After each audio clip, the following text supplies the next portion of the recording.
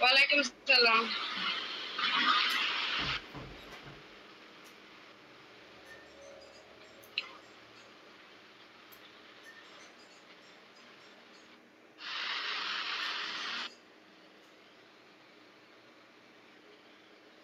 Screen দেখা যাচ্ছে?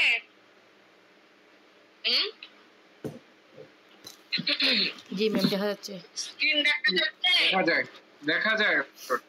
ওকে, আজকে কি পড়বো? তামাদি আইন, ঠিক আছে? তামাদি আইনে কি বলছে? 1908 সালের তামাদি আইনের পাশের উদ্দেশ্যটা কি? এই প্রশ্নটা আমরা দেখবো, আপনাদের সিলেবাসে এই প্রশ্নটা আছে। তামাদি আইন জিনিসটা কি, আগে এটা বুঝতে হবে। বলেন তো, কেউ একজন বলেন তামাদি আইন কি? এই আইনের উদ্দেশ্য কি? এই আইনটা কেন তৈরি হয়েছে? এই আইনের মাধ্যমে কি হয় বলেন, বলেন দেখি। তামাদি আইন হলো একটা মোকদ্দমা দায়েরের জন্য একটা নির্দিষ্ট সময়সীমা থাকে, আর ওই নির্দিষ্ট সময়সীমার মধ্যে যদি মোকদ্দমা দায়ের না করা যায়, এই নির্দিষ্ট সময়সীমাটাই হচ্ছে তামাদি। আচ্ছা,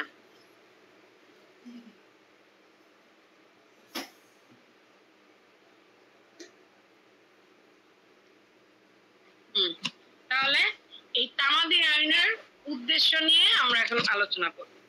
দেখেন, তামাদি শব্দের অর্থ হচ্ছে নির্ধারিত সময় অতিক্রম করা, অর্থাৎ কোনো প্রতিকার প্রার্থনার উদ্দেশ্যে, ঠিক আছে, কোনো প্রতিকার প্রার্থনার উদ্দেশ্যে নির্ধারিত সময় অতিক্রম করাকে বলা হয় তামাদি আইন, ঠিক আছে?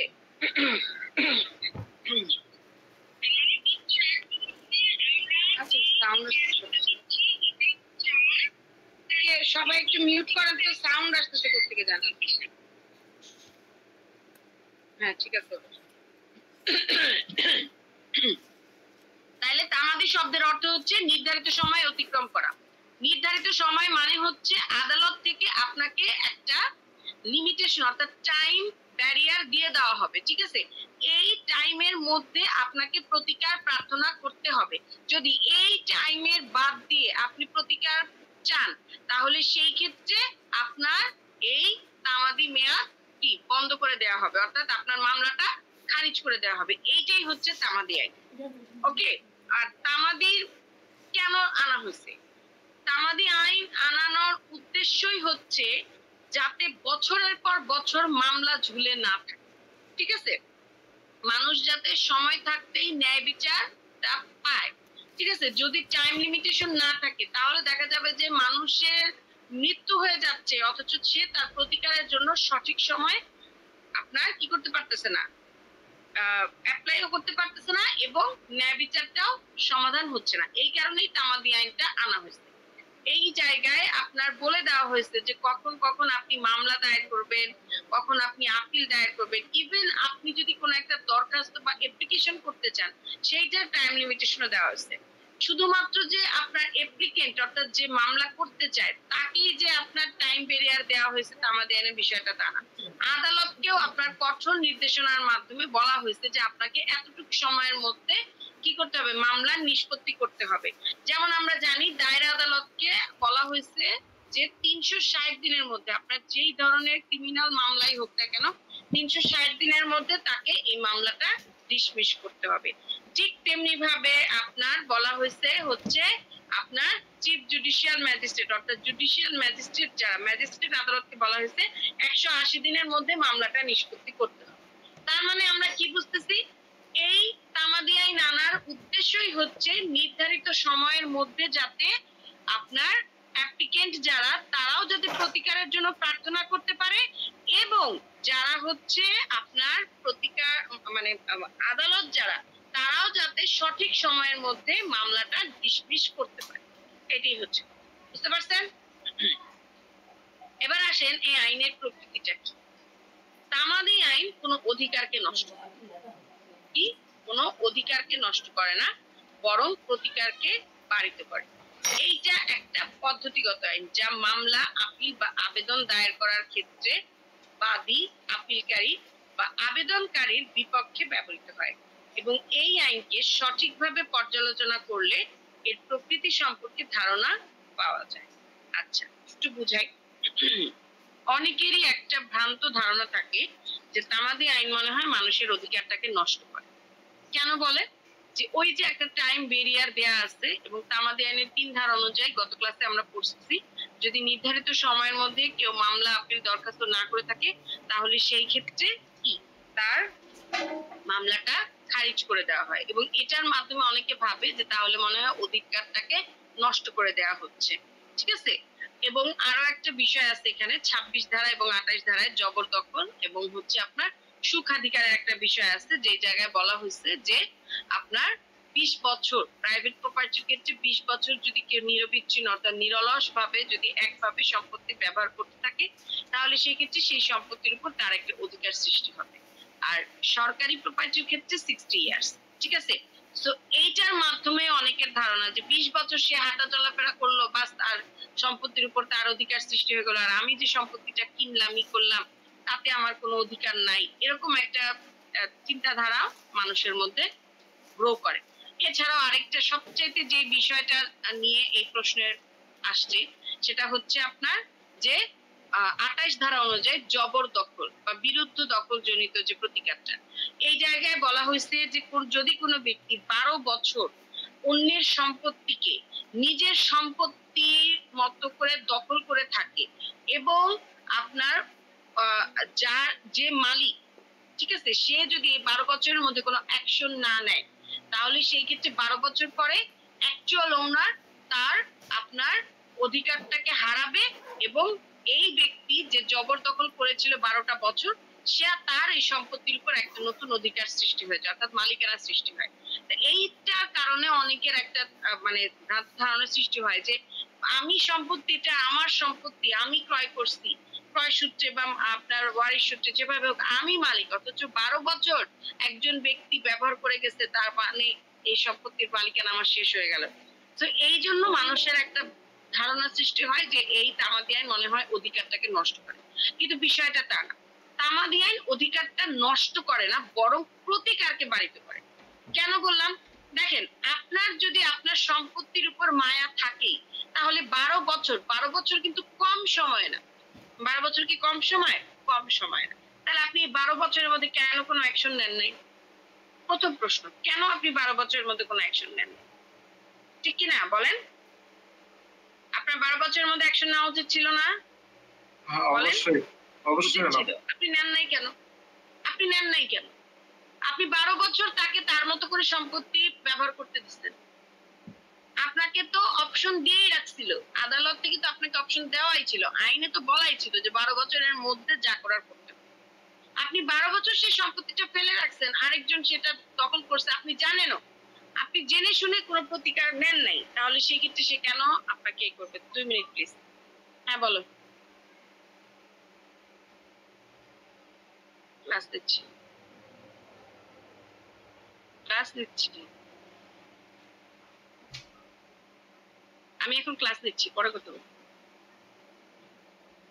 আচ্ছা, তাহলে 12 বছর পর্যন্ত যখন আপনি কোনো আপনার ই করেন নাই, ঠিক আছে, 12 বছর পর্যন্ত যখন আপনি কোনো কথা বলেন নাই, তাহলে সেই ক্ষেত্রে 12 বছর পর কেন আপনার মনে হইলো যে সম্পত্তির থেকে আমাকে আমার অধিকারটাকে আমার নষ্ট করে ফেলতেছে? আপনাকে তো প্রতিকারটা দেওয়া ছিল, আপনি করেন নাই, এই কারণে আপনার প্রতিকারটা বাড়িতে হয়ে গেল। অর্থাৎ টাইম লিমিটেশনের মধ্যে আপনাকে কাজ করতে হবে। এই আইনের উদ্দেশ্যই হচ্ছে আপনাকে যে টাইম দেওয়া হয়েছে সেই টাইম অনুযায়ী আপনাকে কাজ করতে হবে, টাইমের বাইরে গিয়ে কাজ করলে তো হবে না। এই আইনটা হচ্ছে একটা পদ্ধতিগত আইন। আইনটা কি আইন? পদ্ধতিগত আইন। কেন পদ্ধতিগত আইন বলা হয়েছে? তার কারণ হচ্ছে এই আইনটাতে আপনার মামলা, আপিল, আবেদন পত্র এগুলো দায়ের করার একটা নির্ধারিত টাইম লিমিটেশন বলা আছে। কি আছে? একটা নির্ধারিত টাইম লিমিটেশন এখানে আপনার বলা আছে। এই কারণেই বলা হয়েছে যে এই আইনটা একটা পদ্ধতিগত আইন। আচ্ছা, এবং এই আইনটাকে সঠিকভাবে পর্যালোচনা করলে আমরা এটার প্রকৃতি সম্পর্কে সঠিক ধারণাটা পাবো। দেখেন কি বলা হয়েছে, পদ্ধতিগত আইন। তামাদি আইন হচ্ছে একটি পদ্ধতিগত আইন, কেননা আইনটি স্বয়ং সম্পূর্ণ বিধিবদ্ধ আইন এবং আদালতকে দেওয়ানি ও ফৌজদারি কার্যবিধি পরিচালনার জন্য এটা সাহায্য করে থাকে। এছাড়াও কোনো ধরনের পারস্পরিক বিরোধ যাতে না হয় সেই দিকেও আপনার কি করে থাকে, এই আইনটা যথেষ্ট সহযোগিতা করে থাকে। ওকে, এই হচ্ছে ব্যাপার।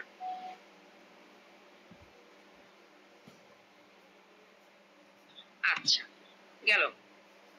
অধিকারটাকে বাড়িত করে, বিলুপ্ত করে না। তামাদি আইন হলো ন্যায় বিচার, শান্তি এবং বিশ্বাসের আইন, যা পুরাতন দাবিকে বিলুপ্ত করে একটি নতুন অধিকার প্রতিষ্ঠা করে, এবং এটা অধিকারের নিরাপত্তাকে নিশ্চিত করে বলেই শান্তি ও ন্যায় বিচার নিশ্চিত হয়।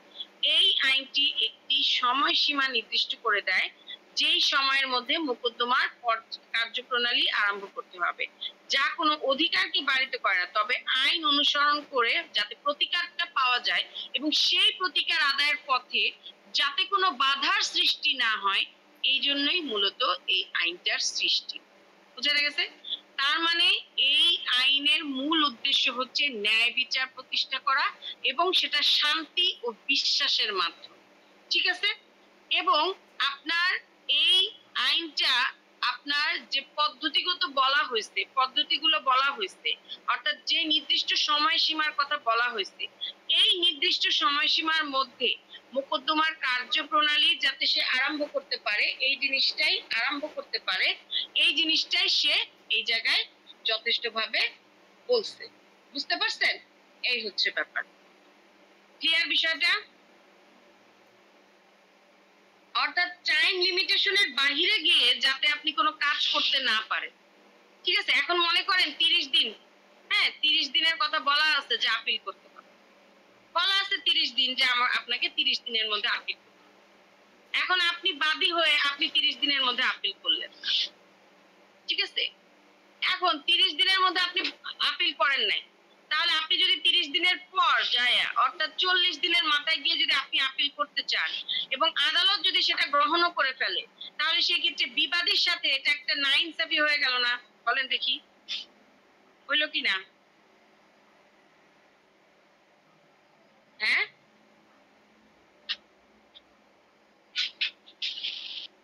হয়েছে কি না বলেন না কেন? জি ম্যাম। হ্যাঁ, তাই এতক্ষণ সময় লাগে কিসের কারণে বলতে? আমি একদিনই ক্লাসে বলছি না যে আমি যখন ক্লাস নিব, ক্লাসে আমি কোশ্চেন করার সাথে সাথে রেসপন্স করতে হবে, অ্যাক্টিভ থাকতে হবে ক্লাসে। আচ্ছা, যাই হোক, সো এই কারণেই মূলত আপনার এই আইনটার সৃষ্টি, যাতে এই আইনটা ন্যায় বিচারের মাধ্যমে শান্তি এবং বিশ্বাসের সাথে যাতে আইনটা ন্যায় বিচার প্রতিষ্ঠা করে। দ্যাটস ইট, আর কিছু না। আচ্ছা, এরপরে কি বলা হয়েছে, এই আইনটার কি ফৌজদারি কার্যবিধিতে প্রয়োগ আছে কিনা? আচ্ছা, মূলত এই আইনটার প্রয়োগ হচ্ছে দেওয়ানি কার্যবিধিতে সবচাইতে বেশি। কোন আইনে? দেওয়ানি কার্যবিধিতে এই আইনের প্রয়োগ সবচাইতে বেশি। দেখবেন দেওয়ানি মামলা দায়ের করা থেকে নিয়ে শুরু করে আবেদন পত্র দায়ের করা সব কিছুর ক্ষেত্রে আপনার এই আইনটার প্রয়োগ আছে, বাট ফৌজদারি মামলার ক্ষেত্রে এর প্রয়োগ খুব একটা নাই। খুব একটা বলতে নাই বললেই চলে। দেখেন, ফৌজদারি মূল মামলার ক্ষেত্রে এই আইনের কোনো প্রয়োগ নাই, কিন্তু ফৌজদারি মামলা দায়েরের জন্য এই আইনটা প্রযোজ্য না হলেও ফৌজদারি আপিল বা আবেদন পত্রের ক্ষেত্রে এর ব্যবহার আছে। অর্থাৎ শুধুমাত্র তামাদি আইনটা ফৌজদারি আপিল এবং আবেদন পত্র দায়েরের ক্ষেত্রে প্রযোজ্য। ফৌজদারি মূল যে মামলাটা, সেই মূল মামলা দায়েরের ক্ষেত্রে প্রযোজ্য। তাহলে আমরা কি বুঝলাম? তামাদি আইনটা আপনার সিপিসি অর্থাৎ দেওয়ানি কার্যবিধির সাথে ওতপ্রোতভাবে জড়িত বা রিলেটেড। ফৌজদারি মামলায় শুধুমাত্র আপনার আপিল এবং আবেদন পত্রের ক্ষেত্রে এর প্রয়োগ আছে, অন্যান্য ক্ষেত্রে প্রয়োগ নেই। বুঝতে পারছি? হ্যাঁ, তাইলে আমরা কি বুঝলাম? তামাদি আইনের প্রকৃতিটা যদি আমরা আবার একটু রিভিউ করি, এই আইনটা হচ্ছে আপনার একটা পদ্ধতিগত আইন, কেননা এই আইনে আপনার মামলা পরিচালনা থেকে নিয়ে শুরু করে সবকিছু কিভাবে কি করতে হবে এগুলো উল্লেখ করা আছে। ঠিক আছে? আচ্ছা, দ্বিতীয়ত হচ্ছে এই আইনটা কোনো অধিকারকে বাড়িত করে বা বিলুপ্ত করে না। মানে হচ্ছে অনেকের যে একটা ভুল ধারণা যে তামাদি আইন মানেই হচ্ছে অধিকারটাকে নষ্ট করে ফেলে, বিষয়টা তা না। এটা আপনাকে এটাই বোঝায় যে আপনাকে ডিসিপ্লিন অর্থাৎ আপনাকে টাইম লিমিটেশন, আদালত থেকে হবে। আদালত থেকে যেই টাইমটা আপনাকে বলা হয়েছে সেই টাইমের মধ্যে আপনাকে কাজটা করতে হবে, যাতে করে কোনো পক্ষের উপর আপনার নাইনসাফি না করা হয় এবং একটা শান্তি ও বিশ্বাসের সাথে যাতে ন্যায় বিচার প্রতিষ্ঠা করতে পারে, এটাই হচ্ছে এই আইনের মূল উদ্দেশ্য। তৃতীয়ত যে বিষয়টা বলা হয়েছে, এই আইনটা মূলত ফৌজদারি কার্যবিধির ক্ষেত্রে প্রযোজ্য না, শুধুমাত্র দেওয়ানি কার্যবিধির ক্ষেত্রে এর প্রয়োগ আছে। ফৌজদারি মামলায় শুধুমাত্র আপনার কি আপিল এবং আবেদন পত্রের ক্ষেত্রে প্রযোজ্য, অন্যান্য ক্ষেত্রে নয়। ক্লিয়ার? ক্লিয়ার কি না? জি ম্যাম ক্লিয়ার। কি ক্লিয়ার বলেন দেখি, বুঝি।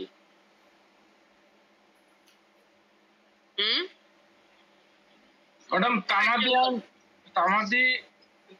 তামাদি আইনের প্রকৃতি সাধারণত এটাকে হচ্ছে এটা একটা নির্দিষ্ট সময়সীমা, আর নির্দিষ্ট সময়সীমার মধ্যে তামাদি হচ্ছে আইনের মূল মোকদ্দমা করতে হবে, এবং এর পরিধি হচ্ছে কি বলে, এটা একটা পদ্ধতিগত আইন।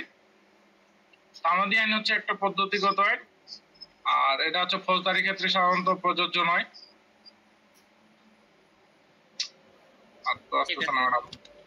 আচ্ছা যাই হোক, মোটামুটি বুঝছে, বললে ভালো করে। আইনের পরিধি, তামাদি আইন আপনার সমগ্র বাংলাদেশে প্রযোজ্য হবে।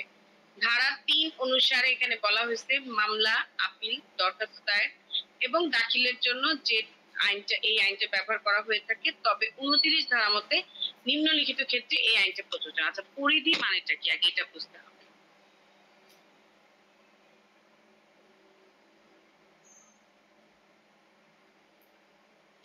আচ্ছা, পরিধি মানেটা কি এটা বুঝতে হবে।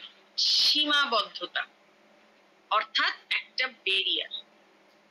প্রত্যেকটা আইন, শুধুমাত্র তামাদি আইন, প্রত্যেকটা আইনে একটা সীমাবদ্ধতা বা ব্যারিয়ার দেওয়া আছে। যেমন দণ্ডবিধিতে আত্মরক্ষার অধিকার বলে একটা টপিকস আছে, যেই জায়গায় বলা হয়েছে যে আপনাকে যদি কেউ আক্রমণ করে, তখন সেই ক্ষেত্রে আপনি আপনার নিজেকে বাঁচানোর উদ্দেশ্যে প্রয়োজনে আপনি খুনও করতে পারেন, কিন্তু সেই জন্য আপনাকে দোষী বলা হবে না। ঠিক আছে? কিন্তু এইটার একটা সীমাবদ্ধতা আছে। কিরকম? যদি সিচুয়েশনটা আপনার একেবারে ওভার কন্ট্রোল, অর্থাৎ কন্ট্রোলের বাইরে চলে গেছে, যে আপনার ওই মুহূর্তে তাকে আপনার না মারলে আপনার নিজে মানে মারা যাচ্ছেন, আপনার নিজের জান নাশ হয়ে যাচ্ছে, সেই ক্ষেত্রে শুধুমাত্র আপনি তাকে খুন করতে পারেন এবং আপনার এই খুনটা নির্দোষ বলে প্রমাণিত হবে আপনার, কারণ আপনি আপনার নিজেকে রক্ষা করতে গেছিলেন। ঠিক আছে? কিন্তু যদি বিষয়টা এমন হয় যে আপনাকে সে খুন করতে আসেনি, জাস্ট আপনাকে আক্রমণ করতে আসছিল বা আপনাকে ঘুষি দিছে, ঠিক আছে, অর্থাৎ গুরুতর আঘাত করছে, কিন্তু খুন করার উদ্দেশ্য তার ছিল না, সেই ক্ষেত্রে আপনি তাকে খুন করতে পারবেন না। সো এরকম কিছু ব্যারিয়ার দেয়া আছে। ঠিক তেমনি ভাবে তামাদি আইনটা বলা হয়েছে সমগ্র বাংলাদেশে এটা প্রযোজ্য, এবং মানে সব ক্ষেত্রেই আমরা অলরেডি পড়ছি যে দেওয়ানি মামলার ক্ষেত্রে প্রযোজ্য, এবং ফৌজদারি মূল মামলার ক্ষেত্রে প্রযোজ্য না হলে আপিল বা আবেদনের ক্ষেত্রে এটা ওতপ্রোতভাবে জড়িত। ঠিক আছে? অর্থাৎ আপিল বা আবেদনের ক্ষেত্রে এটা প্রযোজ্য। কিন্তু কিছু কিছু ক্ষেত্রে এই আইনের প্রয়োগ নাই মানে একেবারেই নাই। কোন ক্ষেত্রে? সেই জিনিসটা 29 ধারায় বলা হয়েছে। 29 ধারা মতে এখানে 4টা গ্রাউন্ড বলা হয়েছে, যেই 4টা আইনে এর প্রয়োগ একেবারেই নেই। দেখেন, এই আইনের বিধান 1872 সালের চুক্তি আইনের 25 ধারার মধ্যে প্রয়োগ করা যাবে না, অর্থাৎ 25 ধারার ক্ষেত্রে প্রয়োগ নাই। আচ্ছা, দ্বিতীয়ত, কোন বিশেষ আইনে যদি মামলা, আপিল বা দরখাস্ত করার জন্য আপনার নিয়ম উল্লেখ করা থাকে, তাহলে সেই ক্ষেত্রে এই আইনের প্রয়োগ নাই। তৃতীয়ত, বিবাহ বিচ্ছেদ আইন বা 1869 সালের যে মামলাগুলো ছিল, সেই ক্ষেত্রে এটা প্রযোজ্য না, অর্থাৎ তামাদি আইনটা প্রযোজ্য না। সোজা কথা, বিবাহ বিচ্ছেদ আইনের ক্ষেত্রে এইটা প্রযোজ্য না। লাস্টলি 1882 সালের যে সুখাধিকার আইন ছিল, সেই সুখাধিকার আইনের মধ্যেও আপনার তামাদি আইনের প্রয়োগ। তো এই কয়েকটা আইন ছাড়া অন্যান্য সকল ক্ষেত্রে, অর্থাৎ বাংলাদেশের সমগ্র বাংলাদেশে এই তামাদি আইনটা প্রযোজ্য। ক্লিয়ার? হ্যাঁ, ক্লিয়ার কিনা বলেন। ক্লিয়ার কিনা? জি Yes, ma'am, clear. এত সময় লাগে অ্যান্সার দিতে? কি ক্লিয়ার বলেন, শুনি দেখি কি ক্লিয়ার হলেন। যে বললেন ক্লিয়ার সেই বলেন শুনি। কি বললাম বলেন, বলেন তো।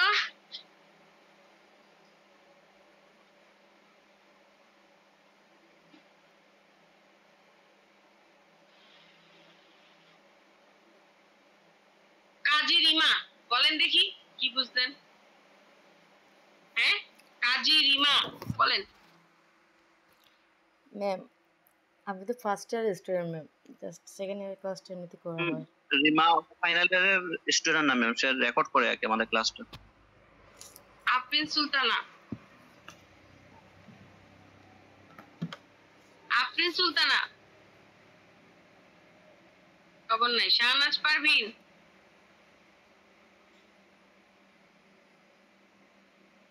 আপনারা কি ক্লাসে খালি মানে শুনেন নাকি? বুঝলাম না, প্রশ্ন করতেছে উত্তর দেন না। সাজ্জাদ হোসেন, সাজ্জাদ হোসেন জি কি জি বুঝলেন ম্যাম, বলেন? আসসালামু আলাইকুম। কি বুঝলেন? ওয়ালাইকুম আসসালাম, কি বুঝলেন বলেন? আমাদের এর পরিধিটা কি বুঝলেন বলেন? জি বাবা, দাঁড়ান 1 মিনিট। আব্বু সাউন্ড একটু কমাবা। সরি মিস, আমি অন্য রুমে যাচ্ছি।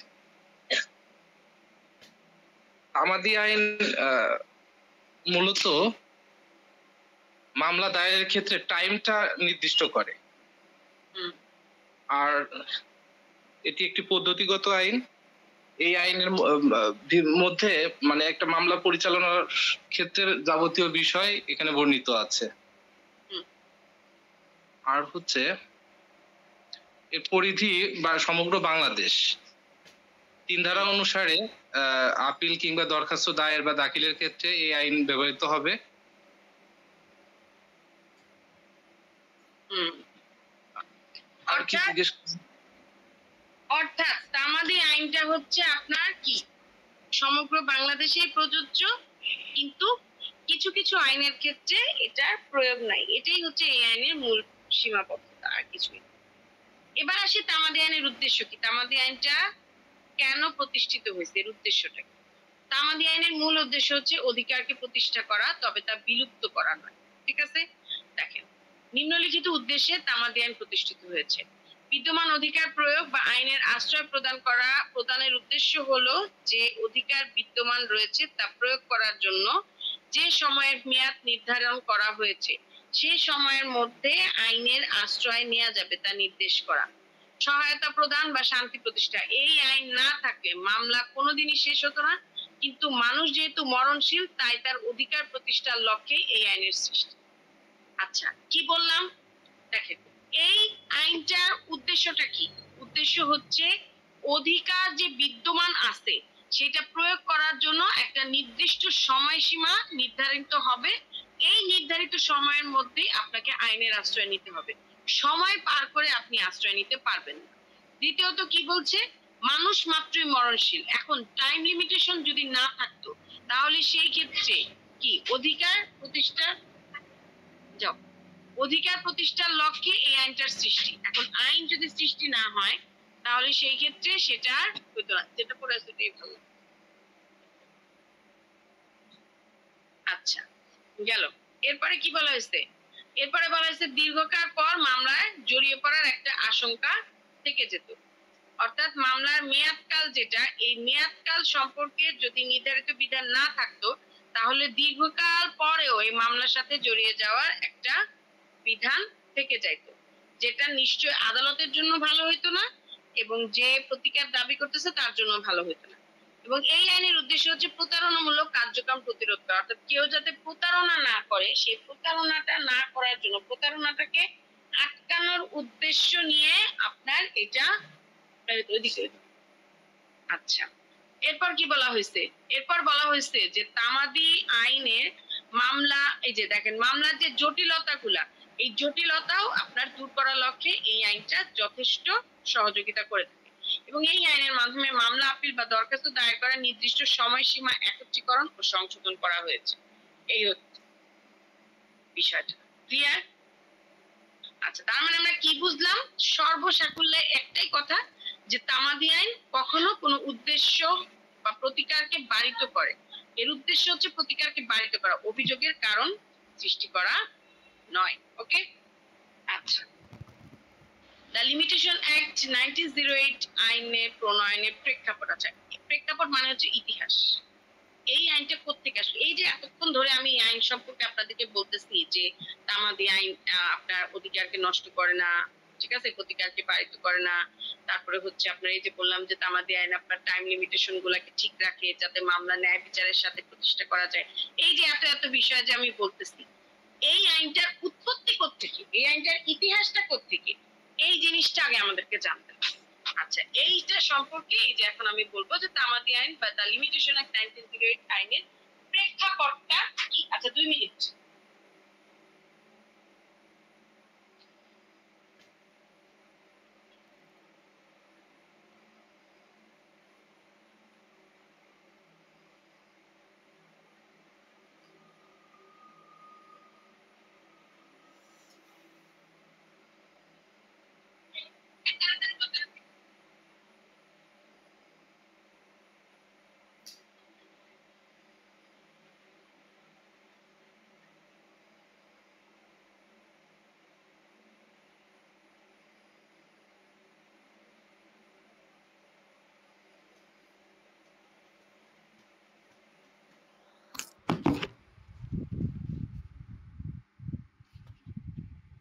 হ্যাঁ, জি ম্যাম। ওকে, আচ্ছা, জি ম্যাম। কি বললাম? এই আইনের প্রেক্ষাপট বা এই আইনের ইতিহাসটা কি দেখেন।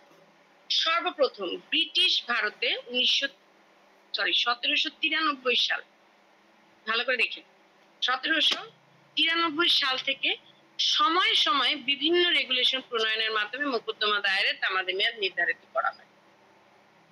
অর্থাৎ 1793 সাল থেকে এই আইনের প্রণয়ন শুরুটা কিভাবে বলি, মানে তারা তখন থেকে আপনার ধরেন কোন একটা সমস্যা, আর ওই মুহূর্তে তো আপনার ক্রিমিনাল মামলার কোনো প্রয়োগ ছিল না, ওই মুহূর্তে আপনার সিভিল মামলাই প্রয়োগ ছিল।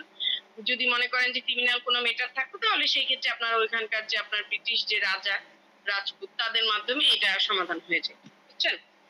তো মানে সিভিল মামলার যে বিষয়গুলো ছিল, এই ক্ষেত্রে আপনার 1793 সাল থেকে সময়ে সময়ে ধরেন জায়গা দখল নিয়ে একটা মামলার সৃষ্টি হলো, এইটার জন্য একটা টাইম ঠিক করে দিল। অর্থাৎ যখন যে রাজা আসতো, হ্যাঁ, সে তখন কি করতো, টাইমটা ঠিক করে দিত যে এতদিনের মধ্যে মামলা করবে, এরকম। তখন থেকে আর কি সময়ে সময়ে বিভিন্ন ধরনের মোকদ্দমা দায়ের করা হতো এবং ওই মোকদ্দমা দায়েরের একটা টাইম লিমিটেশন ছিল। মানে যখন যেই রাজা আসতো তখন মানে সেই আর কি টাইমটা ঠিক করে দিত এবং ওই টাইম অনুযায়ী কাজ করতো, এরকম বিষয়টা ছিল, ঠিক আছে।